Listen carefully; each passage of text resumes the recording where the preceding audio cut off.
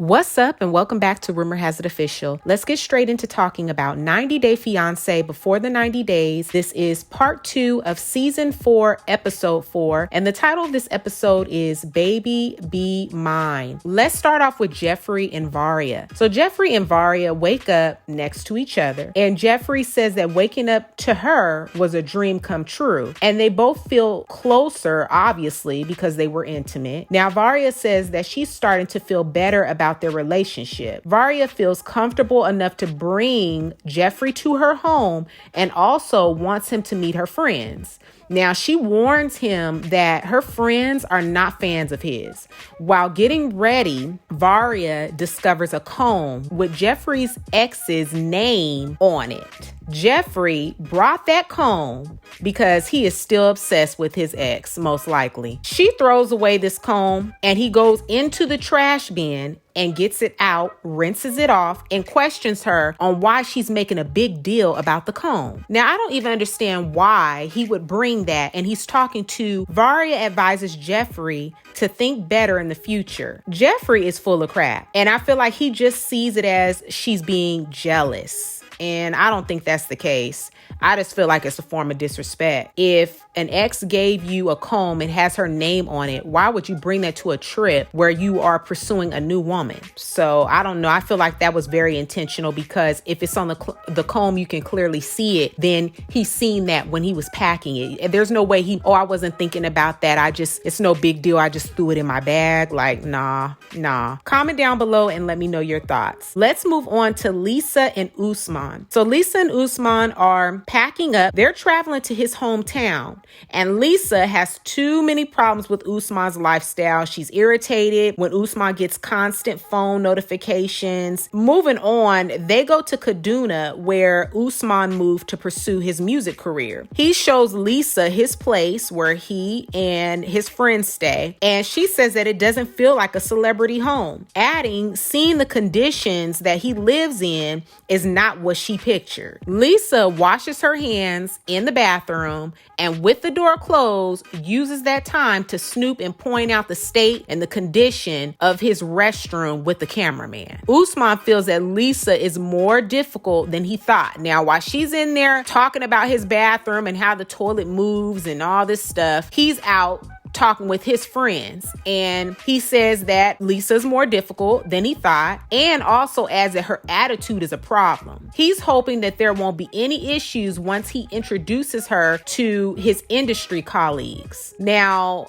I feel like this is a huge mistake on his part because she's only going to try and regulate things when she meets them. Usman is hoping that she'll be respectful because his career is important to him. That's all the more reason why he shouldn't introduce her to his industry colleagues. There's no way. If you feel like she has an attitude and she's already a problem and she's a lot, why would you jeopardize your career, something you've worked very hard on, and you're not even sure if you're going to even end up marrying this woman? Comment down below and let me know your thoughts. Let's move on to Avery and Ash. So Ash is so full of himself saying that Avery is crazy about him. Now, Avery and Ash will be staying at an Airbnb, not Ash's place, because he stays with his brother. His brother requested that Ash get this Airbnb, which makes Avery nervous, not knowing what his family thinks of her. They make it to the Airbnb and Ash gives Avery a tour of the place. Ash tries to be slick and slide in the question on camera saying, which side of the bed are you going to take? And Avery responds, actually, this is my room because isn't there a second room? Now, during this moment, Ash's bubble got busted big time. His eyes got so big and you could tell that he was embarrassed, as he should be. Avery tells the camera crew that she has already discussed with Ash about their first night and how the first night would go. And she's into connecting from a spiritual level, but not actually being intimate right away. Ash claims that he respects her decision, but he still tried it. He had no problem testing to see if she would switch up. Now, tell me why Ash gifted Avery with them black roses, knowing they symbolize death. If I was Avery, I would have taken that as a sign and took the first flight available back home. ASAP. okay? I really don't see these two as a fit. Comment down below, let me know your thoughts. So Avery says that her goal during this trip is to really dive deep into getting to know who Ash is. And I do feel that she's doing things the right way, and I respect it. I just wish that she didn't have to fly so far away to do so. Let's move on to Ed and Rose. So it's the next morning, and Ed is still on the path of taking things slow because he wants Rose to take this STD test. Rose says that she feels good and liked having her own space in the hotel room. Ed wants to take Rose shopping and just get to know her before meeting her family. Now, Ed is so shocked to see how congested it is in the streets of Manila. And he says that it's over 100 degrees, it feels like. During their shopping, Ed decides to buy Rose pajamas because she didn't have any. She didn't bring any with her. And she just goes into his wallet and hands the vendor cash and then proceeds to say, keep the change. Now, how does Ed even know if it was change and not dollars that she was just giving away? She's just giving away free money. She feels too comfortable sticking her hands in his wallet. Now, Ed, however, isn't feeling it. Even when he tells her she can't just dig in his wallet, she does it anyway. When they move on to the next vendor, Rose says, give me your wallet, and then still proceeds to take the money out of his wallet for the second time. Ed is vocal about not liking her actions, but opens his wallet in her direction, kind of turns and opens it, tilts it to her, and allows her to grab the money. So I just didn't understand that. He was saying he didn't like it. It was uncomfortable. It was rude, but his body language showed different. Comment down below. Let me know your thoughts. Now, Ed says that he is not comfortable with her actions and feels that it's borderline inappropriate. It doesn't help that he still has questions about Rose's sister wanting money from him. He doesn't want to believe he's being scammed. Ed expresses to Rose how uncomfortable and sweaty he is. And Rose responds, it's normal. Being out there shopping, everything, the hot, the sun, everything is just normal, because she still wanted to keep her tail out there and spend his money and get more items. Ed tells her over and over that he wants to go. And finally, it looks like she listens to him because he's like, I'm hot, I'm sweaty, I feel very, very uncomfortable. I just want to go somewhere where there's AC. Comment down below and let me know your thoughts. Let's move on to David. So David talks to Lana 4 hours a day, and he decides to get out of the house and video chat with Lana. He's trying to get train info from Lana because they're supposed to be meeting very soon. Now, after 3 failed attempts of meeting this woman due to her not showing up, David says that he's 100% sure that they will meet this time. Later that day, David FaceTimes with his now friend, Anya. Anya and David used to see each other, or talk, I should say. He says before he met Lana that he traveled to Ukraine to meet lots of women,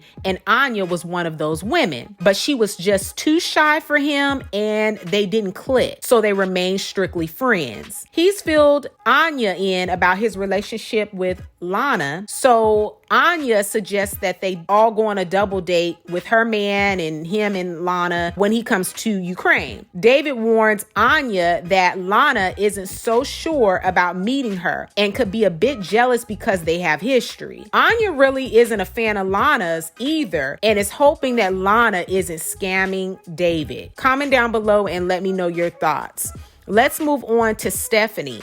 So Stephanie is packing her last minute items for her trip to Australia and says knowing she's going to be meeting Erika is making her heart beat 1,000,000 miles per minute. She's hoping for an engagement at the end of all of this. Stephanie's best friend, Heather, stops by to see her before she leaves and also to take her to the airport. So since Stephanie has a serious case of anemia, she has to be sure to pack all of her medications. Would any of you risk your health if you were in her shoes for what you thought was love? Comment down below. Stephanie is worried that if Erika sees the severity of her illness, that it will scare her away. Now, Stephanie isn't going to Australia empty-handed. She is packing gifts for Erika, and one being a $200 purse.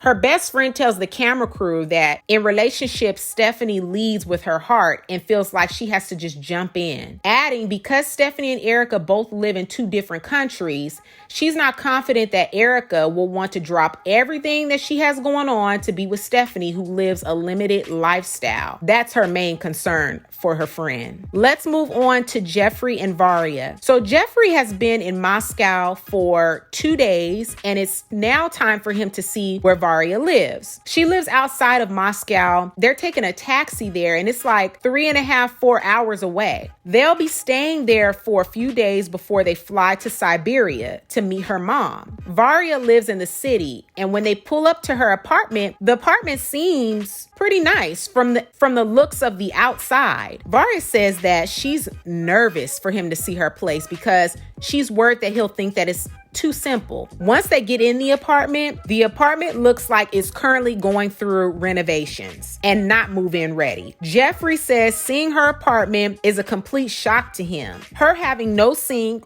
or exposed wiring has him bugging out. He's being very rude and judgmental, in my opinion. He's saying sly remarks like, "Oh, I like your couch. Where's your TV?" Like, who does that? You go in somebody's house and you might see the condition or state they're in. You don't want to offend anyone. And I feel like he's just very rude. He's rude. I would never go in somebody's house and say something like that. Or do you see the lights? It looks like a light you would see in jail. Oh yeah, you would know because you've been there several times with your criminal record. Moving on. So Varya tells him that she sleeps on the couch and that she stopped all renovations and preparations on living there because she met him. Now Varya feels like, why should she waste her money if she's just going to sell the apartment anyway in the future? Adding that she thought it would be better to save her money for her possible move to America. Now, in life, nothing is guaranteed. So I don't think that she should live in an unfinished apartment and stop her plans for a relationship she has no idea will last. Geoffrey feels Varya is using him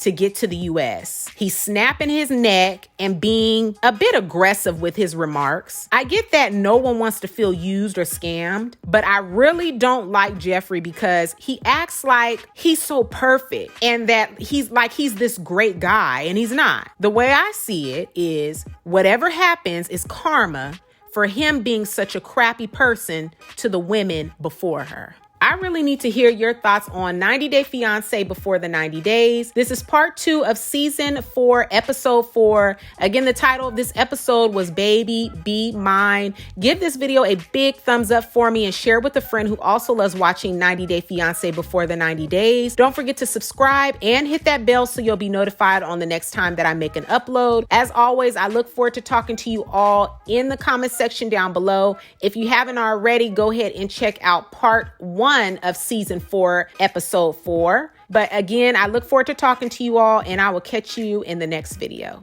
Peace.